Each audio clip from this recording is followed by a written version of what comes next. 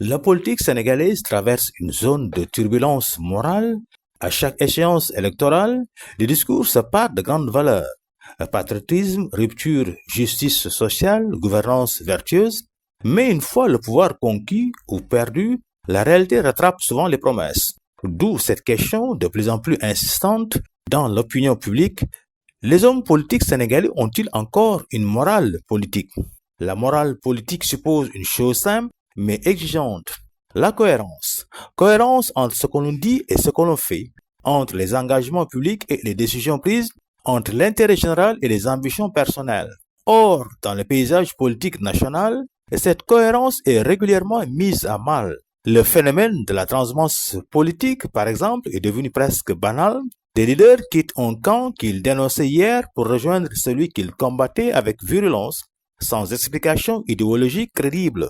Ce qui choque le citoyen, ce n'est pas le changement d'opinion, légitime en démocratie, mais l'absence de justification morale et politique. Le message envoyé est clair, les principes sont négociables, le pouvoir ne l'est pas. À cela s'ajoutent les promesses électorales non tenues, souvent recyclées d'un scrutin à l'autre, emploi des jeunes, lutte contre la corruption, baisse du coût de la vie. Les slogans changent peu, les résultats tardent. Et cette répétition nourrit un sentiment de désillusion et renforce l'idée que la politique est devenue un espace où la morale s'efface devant le calcul. Pourtant, réduire toute la classe politique sénégalaise à l'amoralisme serait injuste. Il existe discrètement des acteurs politiques qui s'efforcent de rester fidèles à leurs convictions, parfois au prix de l'isolement ou de la marginalisation. Ils parlent moins fort, mobilisent moins de foule, mais incarnent une autre manière de faire de la politique, plus sobre, plus cohérente, plus respectueuse de l'éthique publique. Le problème est aussi systémique.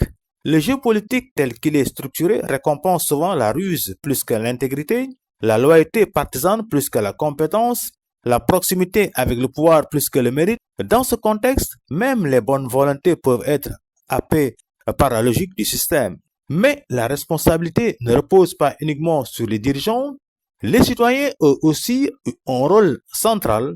Quand l'électeur banalise le mensonge, applaudit l'incohérence ou vote par réflexe identitaire, il affaiblit les exigences morales qu'il prétend réclamer. Une démocratie ne peut produire une élite vertueuse sans une citoyenneté exigeante. Au fond, la question n'est pas seulement de savoir si les hommes politiques sénégalais ont une morale, mais si la société sénégalaise est prête à récompenser la morale en politique. Tant que l'éthique ne sera pas un critère central du choix politique, elle restera un discours commode, rarement une pratique durable. La morale politique n'est pas morte au Sénégal. Elle est simplement en lutte contre les intérêts, les habitudes et parfois contre l'indifférence. Et cette lutte concerne tout le monde.